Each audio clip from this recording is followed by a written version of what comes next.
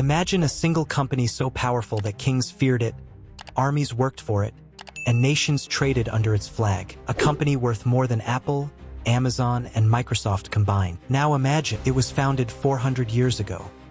Italy is a land of beauty, history, and political drama, but beneath the visible surface, a secretive family quietly holds the keys to its industrial might, the Agnelli family. They own some of Italy's most iconic brands: Ferrari, Maserati, Jeep, Chrysler, and Fiat. They even influence Italy's largest bank and a football club worth billions. Their influence stretches across industries, culture, and media. Yet most Italians have never heard their name. The story begins in the late 19th century. Italy was a young nation, recovering from unification, with the north industrializing rapidly while the south remained largely rural and poor. Enter Giovanni Agnelli, a man with a military background and an extraordinary vision. While others clung to the past, Giovanni imagined engines, speed, and industry, concepts that seemed alien to most Italians at the time. In 1899, Giovanni and a group of 7 investors founded Fabbrica Italiana Automobili Torino, better known as Fiat. Their first factory opened in 1900 with just 35 workers producing 24 cars. While tiny by today's standards, this was revolutionary. Italy had no car culture, no roads designed for automobiles, and certainly no existing market. Giovanni didn't wait for opportunity, he created it. By 1904, Fiat production had quintupled. By 1906, the company opened a dealership in New York City, before most Italians had even driven a car. Giovanni's bold moves laid the foundation for a family empire that would dominate Italian life for generations. But success didn't come without setbacks. In 1908, Fiat faced its first major financial scandal. Accusations of falsified accounts and stock manipulation threatened the company. Giovanni was dragged to court. Though ultimately acquitted, the experience left him wiser, more strategic, and far more cautious about whom he trusted. When World War I erupted, Giovanni transformed Fiat into the engine of Italy's war effort. Factories churned out trucks, tanks, airplanes, and diesel engines. By tying Fiat to national security, Giovanni ensured both the company's survival and his own influence. Profits soared, but critics accused him of war profiteering. To protect the company, Giovanni turned to a powerful ally, Benito Mussolini. By funding Mussolini's rising political movement, Fiat gained protection and privileges, demonstrating that survival in Italy required both industrial skill and political alliances. During World War II, Fiat's assembly lines shifted again to military production. Yet as Italy faced defeat, Giovanni pivoted, publicly supporting the Allies. This move saved both the company and the family name from post-war retribution. By the end of the war, Fiat had proven itself indispensable to Italy's economy, a reality that allowed the Agnellis to expand further. Through vision, strategy, and relentless ambition, a small workshop in Turin became the starting point for a dynasty that would shape Italy for over a century.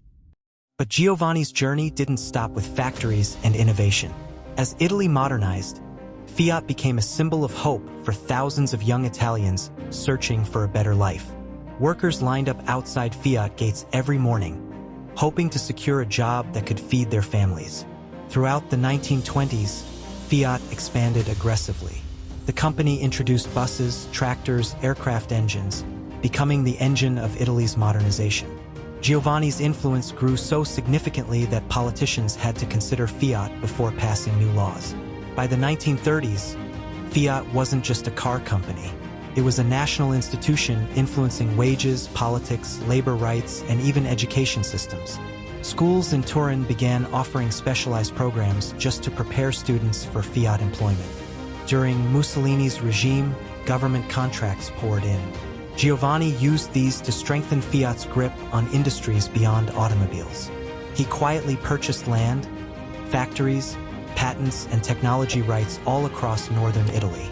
His strategic move into aviation and engineering made Fiat indispensable in both war and peace. Even foreign companies began seeking Fiat's help to modernize their factories. By the 1940s, the Fiat brand was everywhere, on roads, in farms, at construction sites, inside airports, and even in military camps. Yet Giovanni always stayed behind the scenes. He believed power works best when nobody notices it.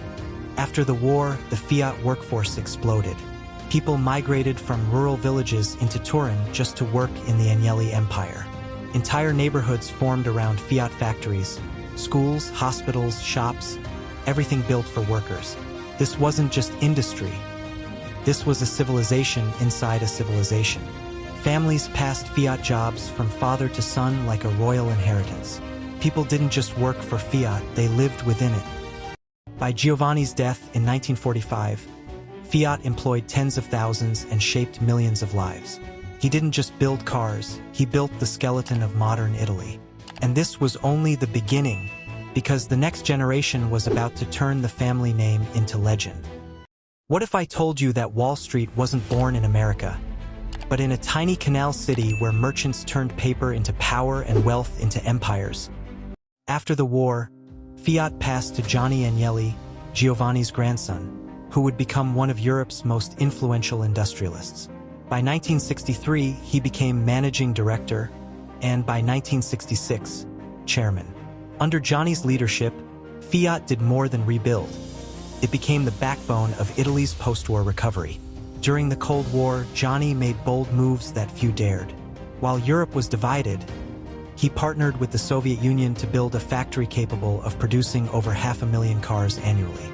Ideology was secondary. Profit and growth were primary. Fiat's footprint expanded globally, acquiring legendary Italian brands such as Ferrari, Alfa Romeo, Lancia, and Maserati. Factories now stretched from Moscow to Sao Paulo, employing more than 200,000 people. Fiat wasn't just a company, it was a pillar of Italian society. Entire towns like Turin, Mirafiori, and Pomigliano revolved around its factories. Jobs at Fiat provided stability, status, and a sense of belonging. Every car produced, every factory opened, and every expansion decision solidified the family's control over Italy's industrial and social fabric. Gianni's ambitions went beyond national borders. France's automotive crown jewel, Citroën, became his target. Negotiations advanced smoothly with the Michelin family, but French President Charles de Gaulle blocked the acquisition. This setback demonstrated a critical truth. Even unmatched economic power had political limits. The lesson reshaped the Agnelli approach. Economic might alone wasn't enough. To wield real influence, they needed to control narratives, shape public opinion, and secure political alliances. This realization marked the family's shift from pure industry to a multidimensional empire spanning media, politics, and culture. Gianni didn't just expand a company, he expanded an entire family legacy, positioning the Agnellis as Europe's silent power brokers, shaping not only cars but the very industrial and social systems of post-war Italy. Gianni wasn't just influential, he was glamorous. With his tailored suits, yacht lifestyle, and political connections, he became Europe's most stylish industrial icon. But behind the charm was a razor-sharp strategist. He knew that controlling fiat meant controlling the direction of Italy's entire economy. In the 1960s, Italy entered an industrial boom known as the economic miracle. Gianni seized this moment, pushing Fiat into markets previously considered unreachable. Fiat released new models like the Fiat 500 and 600, affordable cars that transformed Italian life. Families who once relied on bicycles suddenly could travel across the country. Honeymoons, tourism, and domestic travel exploded, all thanks to Fiat. Gianni secured global partnerships with countries desperate to industrialize. Turkey, Poland, Yugoslavia all built Fiat factories. In each deal, Fiat gained influence while the Agnelli name spread worldwide. Inside Italy, Gianni became a political force. Prime ministers sought his approval before major economic decisions. Foreign leaders invited him for private discussions. The US considered him a crucial ally against Soviet expansion. Meanwhile, the Soviets viewed him as a respected capitalist collaborator. No one else could play both sides so effectively. By the 1970s, Fiat controlled more than half of Italy's car market. Gianni expanded into steel, publishing, insurance, engineering, and even film production. But crisis came in 1973 with the global oil shock. Car sales plummeted, factories slowed, workers protested. While other companies collapsed, Johnny survived by reinventing Fiat's strategy. He cut costs, modernized factories, and introduced new models suited for fuel-efficient demands. Slowly, Fiat rebounded, proving Johnny's resilience and vision. By the 1980s, Johnny was more than an industrialist. He was a symbol, Italy's unofficial king of industry. People admired him, envied him, feared him. His phone call could change stock markets. His opinion could influence elections. His decisions shaped entire communities. Johnny built an empire not just of factories, but of ideas, influence, and legacy. Every empire that rises on greed eventually meets the same fate. It starts to devour itself. After realizing the limits of industrial power, the Agnellis turned to media. Influence over factories and roads was not enough. To wield true power, they had to shape perception, opinion, and public narrative. Johnny initially acquired La Stampa, a respected Italian newspaper. His successor, John Elkann, expanded this reach dramatically. Through Exor, the family acquired 43.7% of Getty Group, Italy's largest media conglomerate, including La Repubblica, La Stampa, 13 regional newspapers, and multiple radio networks. This allowed them to subtly guide public opinion, highlight narratives favorable to their interests, and influence political debates without overt interference. In 2015, the family acquired a stake in The Economist Group, gaining influence on a global scale. Investors, policymakers, and world leaders rely on The Economist for insight. Suddenly, the Agnellis weren't just Italian industrialists, they were global opinion shapers.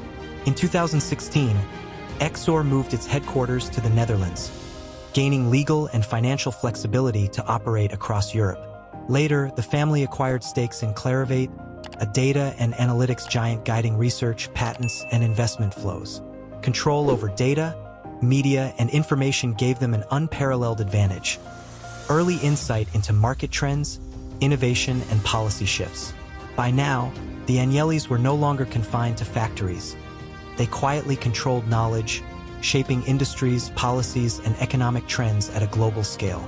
Their influence extended into emerging technologies, healthcare, energy, and beyond, allowing the family to predict and profit from the future before anyone else even noticed. Control over industry gave them money. Control over media gave them power.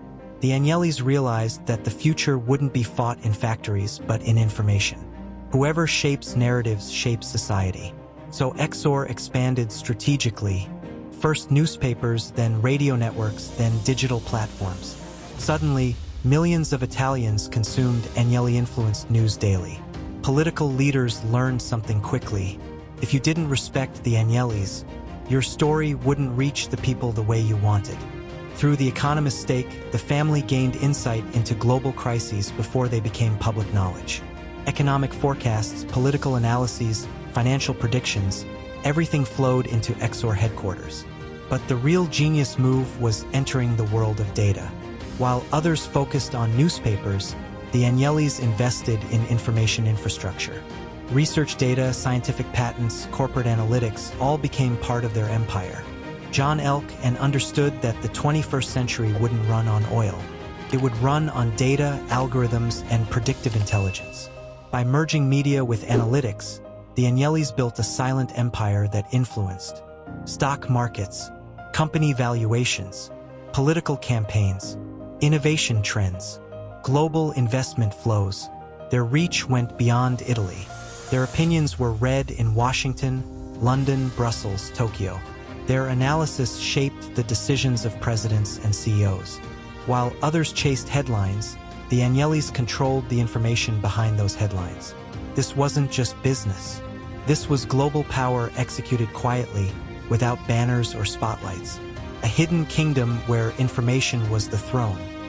But the Agnelli family's true influence lies not in the brands they own, but in the people they place in powerful positions. For decades, Italian prime ministers, business leaders, and ministers stayed close to them, because staying close to the Agnellis meant staying close to power itself. Their family meetings weren't ordinary gatherings. They were strategic discussions shaping the next decade of Italian business. Every investment was calculated, every partnership was intentional, every risk was carefully engineered to benefit the dynasty. And behind all of this stood the family's philosophy. Control the industries that shape society, and society will follow you. Cars weren't just cars, they were national identity. Media wasn't just media, it was influence. A football club wasn't just a game, it was culture. And banking wasn't just finance, it was the country's backbone. Generations of Agnellis grew up not learning how to be rich, but how to manage power. They were taught how to navigate politics without entering politics, how to influence decisions without signing documents, how to lead industries without standing on stage. Their empire survived wars, economic crashes, corruption scandals, and political changes. Where other dynasties collapsed, the Agnellis adapted. When Italy struggled, their businesses expanded. When markets fell, they bought more. When competitors weakened, the Agnellis strengthened their grip. The media began calling them Italy's invisible monarchy, not because they ruled the country, but because the country could not function without them. And in a world obsessed with fame, their power grew stronger because they stayed silent. No show-off wealth, no flashy public presence, just pure, strategic, generational control. People knew their brands, but not their faces. People used their cars, but never heard their names. People lived under their decisions, but never realized who made them. That's the true power of the Agnellis. Influence so deep that it becomes invisible. Most families leave behind memories. This one leaves behind empires. The Agnellis understood one vital truth. Cultural influence creates loyalty that lasts longer than money.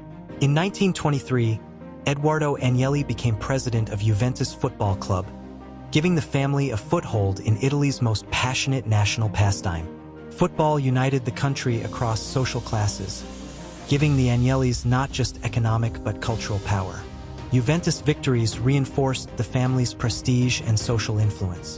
In 1969, Fiat acquired 50% of Ferrari, gaining influence over Italy's luxury and performance car market. By 1988, they controlled 90% of Ferrari, including shares once held by Enzo Ferrari. Ferrari symbolized perfection, design, and prestige, the same qualities now tied to the Agnelli name. John Elkann carried this legacy into modern Europe. The family's influence extended from Turin to Brussels, shaping EU policy on industrial competitiveness, green energy, and mobility. Through elite councils, think tanks, and private networks, the Agnellis operate silently, yet powerfully, influencing Europe's rules while remaining largely invisible to the public eye. The Agnellis survived monarchies, dictatorships, and political revolutions. They've turned industrial legacy into a continental dynasty. They don't just participate in history, they control it. Juventus wasn't just a football club, it was a cultural weapon. Every victory added shine to the Agnelli name. Every championship strengthened their grip on Italian hearts. For millions, supporting Juventus meant supporting excellence. And excellence meant the Agnelli legacy. Under their leadership, Juventus became Europe's most disciplined and respected clubs. International players wanted to join. Brands wanted partnerships. Fans treated the club like a religion. Ferrari brought global prestige. Juventus brought global fandom. Exor brought global influence. This combination made the Agnellis more than a dynasty. They became a European powerhouse. John Elkann expanded the empire with cold precision. He modernized factories, merged Fiat with Chrysler, and created Stellantis, the world's fourth largest car manufacturer. From Detroit to Paris, Turin to Amsterdam, the Agnelli footprint became impossible to ignore. Meanwhile, cultural influence spread subtly. Funded universities, research labs, museums, art foundations, all carried the Agnelli mark. Politicians invited them to closed-door meetings. EU committees sought their advice on energy, green economy, and industrial rules. Investors followed their moves religiously. Today, the Agnelli dynasty stands as one of Europe's most enduring power structures. Not loud, not flashy, but quietly controlling industries, culture, and policy from behind the scenes. Most families create a successful business. This family created a civilization of influence. They don't just follow history, they bend it. Their story doesn't end with wealth. It continues with legacy, discipline, and unmatched strategy. While other billionaires chase attention, the Agnellis chase longevity. Their investments stretch across continents. From manufacturing to fashion, from newspapers to Formula One, their fingerprints are everywhere. And yet, they built a reputation of quiet elegance. No loud controversies. No chaotic family wars. Just a refined, calculated approach to staying on top. Their football club, Juventus, isn't just a team, it's a cultural force. Every victory strengthens their brand. Every trophy reinforces their legacy. Every season adds another chapter to their dynasty. Their bank connections keep Italy financially stable. Because when Italy faces recession, the Agnellis are often the ones who decide what stays afloat and what sinks. Their media outlets shape narratives. Their factories power economies. Their business schools train future leaders. Their innovations push industries forward. And through all this, the world rarely hears their name, because they believe the loudest power is the power that doesn't need to speak. They are the architects behind Italy's biggest economic shifts, the silent partners behind global deals, the invisible hands guiding financial markets, and the unseen force behind cultural movements. Generations later, young Agnellis still grow up under a strict rule. Protect the family, protect the legacy, protect the empire. They don't inherit money, they inherit responsibility. They don't inherit fame, they inherit influence. In the end, the Agnelli dynasty isn't just a family, it's an institution, a symbol of endurance, a monument of strategic power, a legacy built not on noise, but on control. And as long as Italy exists, their influence will echo through every industry, every financial decision, every sporting triumph, and every future generation. Because dynasties fade, but the Agnelli Empire, it was built to last forever. If you made it this far, drop a automobile car emoji in the comments to show you watched the full story. Do you want us to cover another European dynasty like the Wallenbergs next? Let us know below. If you had Agnelli-level hidden power, what would be the first decision you'd make? Comment your answer. I read every comment.